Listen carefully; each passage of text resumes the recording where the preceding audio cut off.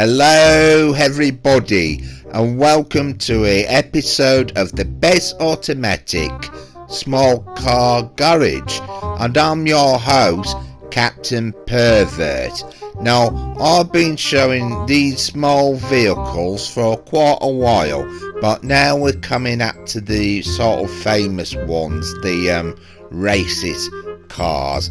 Now this one from Italy you may sort of recognise because we are putting some form of effect to try to hide it so we don't offend people, to moving on to this one over here as well. So we all know that a famous bloke called Jesus Christ. Now he was famous because the Romans did some famous execution on him. But there was another bloke what was in stiff competition or wanted to go down in history famous than him. Yeah, Adolf Hitler. He wanted to be famous. Wait on, you can't be saying this, that ain't history. Oh, hello everybody. My name is Captain Gorgeous, and you can't be saying that about history. What? It's true, innit? Well, you're making bleeding history by getting us on discussion programmes and being mentioned on the bleeding news. I mean, whoever mentions about Nicole Kidman and her weirdness with her leg? I mean, I can't help that. I mean, it was in the bleeding movie, wasn't it? I mean, she's saying that Tom Cruise not to do kinky stuff, and he explains drifting to us. Well, bleeding it. And the idea of you talking about Taxi Driver 2, nobody else doesn't seem to have this copy of it. Well, I have, right? I mean, I've got it on Betamax, right? And it's marked up on a plaster and that. Whoa, what? They're showing different images. What are we talking about my Taxi Driver 2? Well, the producers don't want us to give that false image of that. You know, with Marty Corcese, you know, it was like a bad influence movie that people were scared to get into taxis. You do know that, don't you? Now what? I'm always seeing images of Gimp driving people about and all that lot. Well, we're talking about a very serious subject about the people's car. Now, the most common and popular people's car at the time wouldn't have been people being independent, buying their own personal vehicles. Hello. But actually taxi companies. Okay. Because people needed to get around. Now, Thank you. obviously they want to buy a vehicle in bulk and it's got to be reliable. Right. So while we seen the gimp driving, this vehicle then? Well, it's only one in the game, isn't it? Well, yeah, I know that, but why are you still getting at the bar showing nice clips of the gimp doing, driving people about? Because it doesn't make sense to me. Well, the producers want us to sort of mention about a very famous taxi, or a very famous people's car, what's used as a taxi. Right. A very one you won't actually believe, like a two-door vehicle. For a taxi? Yeah, Mexico. You can't be showing that vehicle. We show enough violent images on the Beas Automatic, and then the news gets on our case, and we are using like video game footage, many young players play on, and coaching them to be violent. I mean, we all have to wear masks because I don't want my mum noticing that I present this violent program. Well, yeah. And the gimp, he wears a mask because he's a taxi driver and he's worried about catching COVID-19. Well, yeah, and he's been responsible, isn't it? Well, yeah, but a lot of people think it dresses over extreme. I mean, it should wear just a simple little face mask, but it wears a Second World War mask, doesn't it? Wherever he got it from. Well, yeah. Well, we got to mention about the Second World War because you were showing images of leading Mexican taxis. Well, I can't help that. You brought taxi up, didn't you, with Taxi Driver 2? Well, yeah, but Mexican taxis, Why is that then? Well, the history of the VW Beetle. Well, yeah, we got to start from the beginning, haven't we? And it's that path. Well, alright. So, the VW Beetle wouldn't have been around if it weren't for this car. Oh, the Fiat Topolino. It is a cute looking car. Well, yeah, it might look like a Mickey Mouse, didn't it? It might be cute. But don't forget that Mussolini, the evil dictator, he might have got inspiration from other dictators in the past, but yeah, the car was designed to go through Italy's narrow streets and all that lot. But yeah, there is some reason they made him look cute because, look what his besties mate did, with Adolf Hitler. I mean, there they are hanging around together, and they must have conquered, to influence people's minds. They've got to make the car look really adorable, look really cute and all that, look. Right, and you're forming that of history. Well, don't you think? Well, no. Well, the thing is, right, the Germans got a racing mechanic called Ferdinand Porsche. Now, he had a rush to get some idea for his Führer, Hitler, because he looked bloody scared of him, right? So he went to Czechoslovakia and went to Tetra's idea and pinched their idea of their car and used it as their own.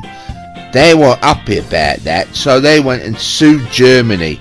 Germany, well, Hitler, he went into a big massive temper, threatened to go around Ferdinand Porsche's house and stamp on all his favourite toys. And then Hitler demanded Ferdinand to tell him the truth, who designed the car. And Ferdinand Porsche said it was him what designed it, and they were lying. So Hitler was really angry at that. So he invaded Poland first because it was in the way. You didn't invade it because of that reason, surely. You're getting your history bleeding wrong. Alright, I mean, he did invade Czechoslovakia and took over the car factory. Yes, there's that, but that wasn't the reason why he invented Poland. Don't be start making stuff up. You're gonna get us in right serious trouble. Yeah, but he would have convinced Hitler that he designed it because he was the one what designed the first front-wheel drive vehicle, the first ever hybrid vehicle. So obviously Adolf Hitler is going to be convinced that he designed that vehicle. Yeah, but what that's got to do with it? Well, Hitler's peeved off that someone's stealing his ideas. I don't think that's the case about his ideas. Well, Hitler must have thought, right, prove it, right, that you're good at engineering, right? Convert your people's car into a vehicle that can invade a country. Make it like an off-roader. What? Well, he created the volkswswagen, right? And it sounds aggressive, doesn't it? Well, yeah. Oh, you say it. Well, yeah, well, they invaded. I mean, they built 50,000 of these vehicles, right? And they must have been really good because most of them were what? Two-wheel drive. And they were like a four-wheel drive vehicle. I mean, some of them were, but they were really good. They could slide over, because they had high wheel clearance. They could slide over snow, sand, and mud. So, yeah, and this is a two-wheel drive vehicle. Doing off-road capability. I mean, all it is a bleeding VW Beetle being converted, isn't it? I mean, it looks like a silly little tin box. Yeah, well, the thing is, though, for the practicality of it, it did the job right. I mean, it transported people to, invade and all that lot. But I thought the Americans were more better with their Willie Jeep and all that lot. Ah, but there's a difference, right? Well, the Willie Jeep was mass-produced, but most of them, well, there was a lot of accidents with the Willie Jeep. I mean, there was, it wasn't a very safe vehicle. I mean, the Volkswagen in, but at least you got doors, you got some form of protection, even it was like make a thin, like, tin, really. Right.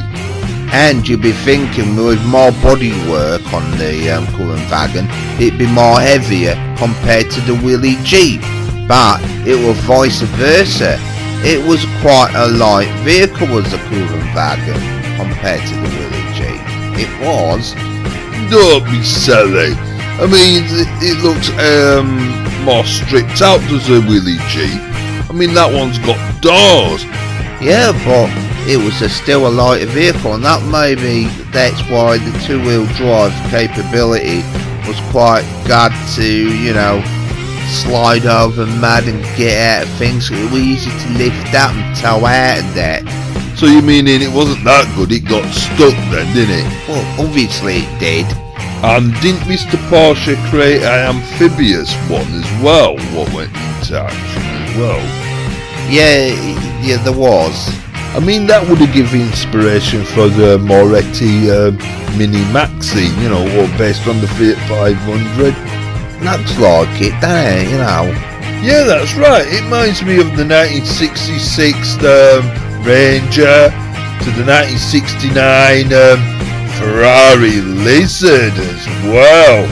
Yeah, I suppose you do, aye. Yes, and there were others like Van Veen, what created the Galmine. That looks like a dead ring of Noddy, innit? You're right, little violent character. Yeah, because he aged, didn't he? So, yeah, he created that lovable car, didn't it?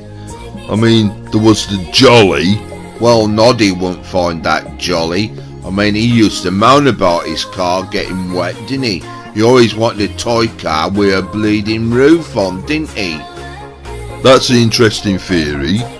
I mean, I associate Noddy always getting in a bad temper most of the time. I thought that was one of the reasons. Well, yeah, but if he could have cheered up if he had a bee in China. I mean, that might have brought a smile to his face.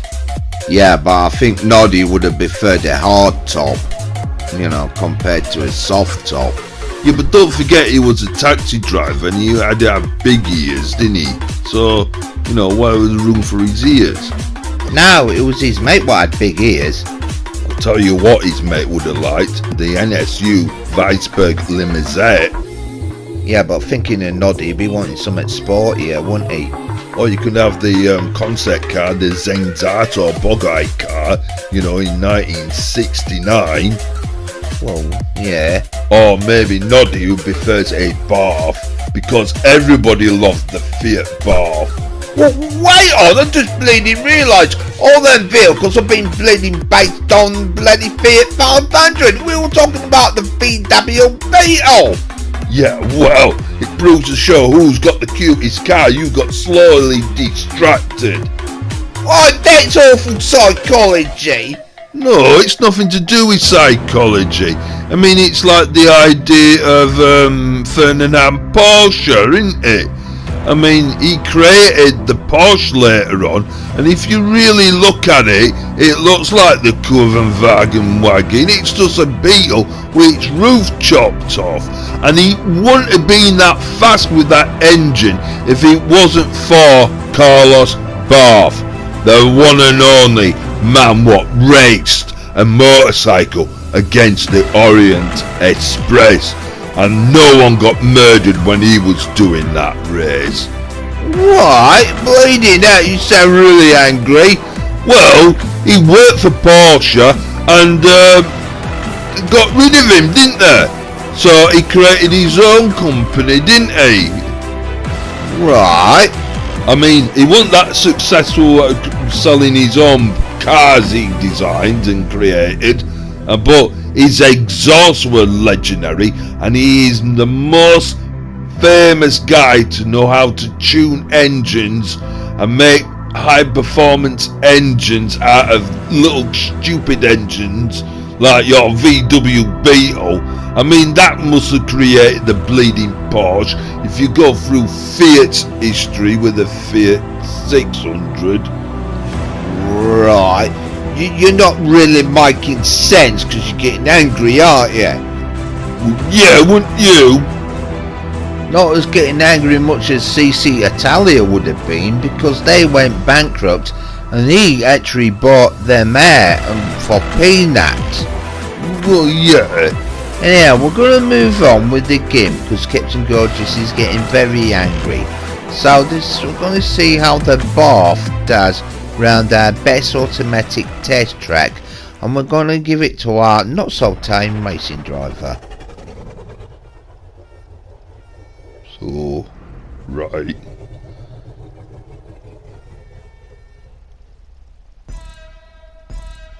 So it's on the countdown.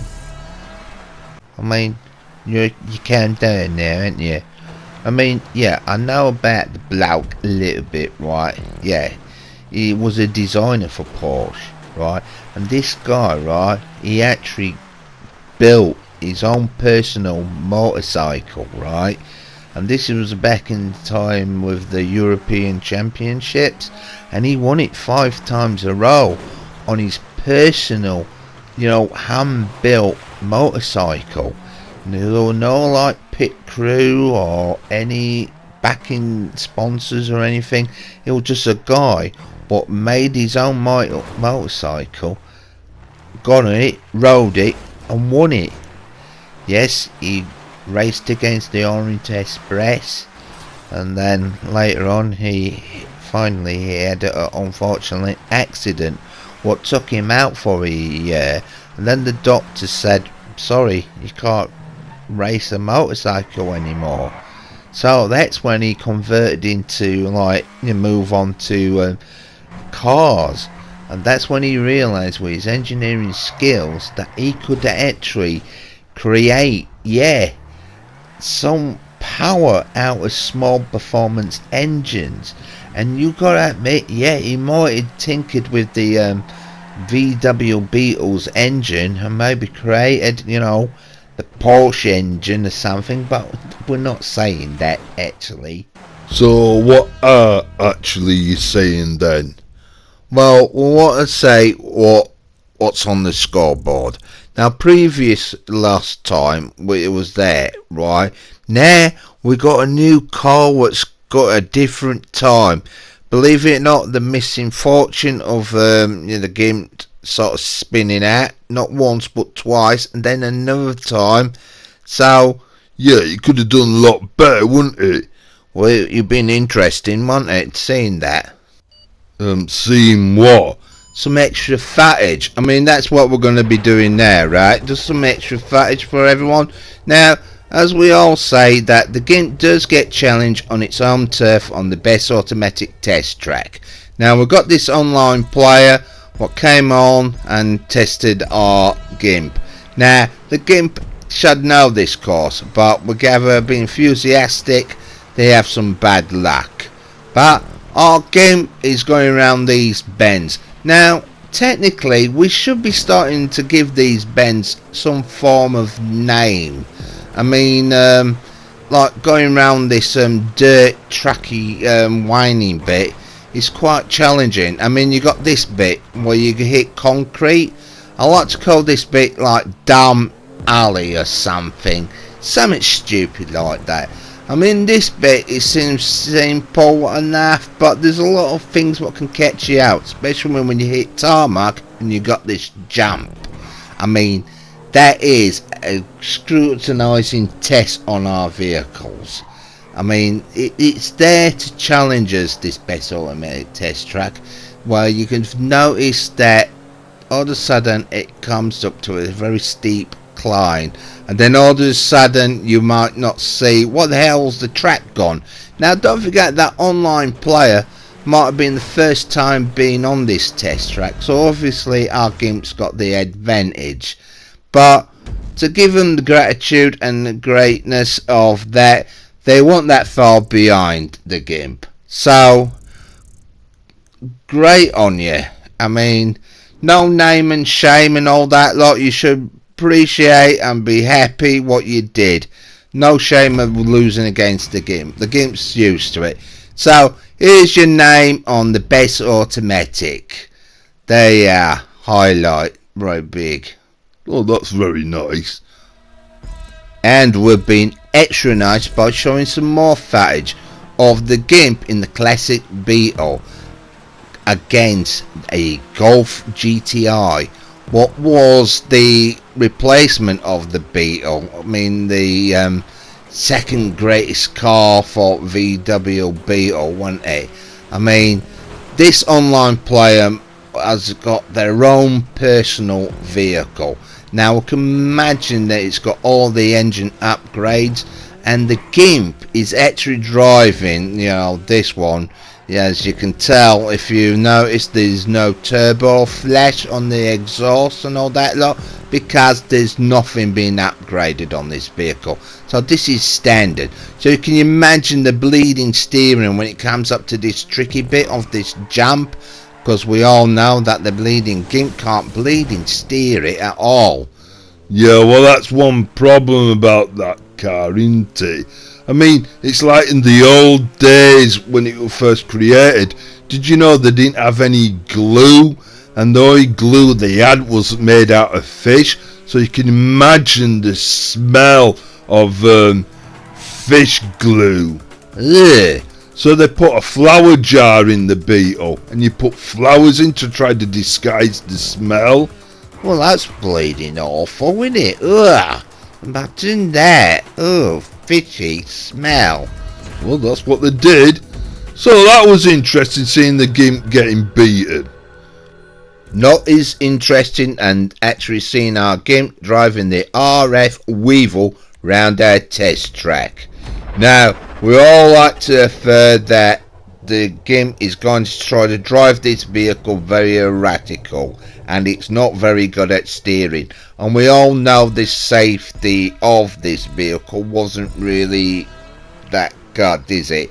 I mean, specifically about its aerodynamics. I mean, it's a rounded off shape. Now, that isn't really good if you got into a rollover with the vehicle.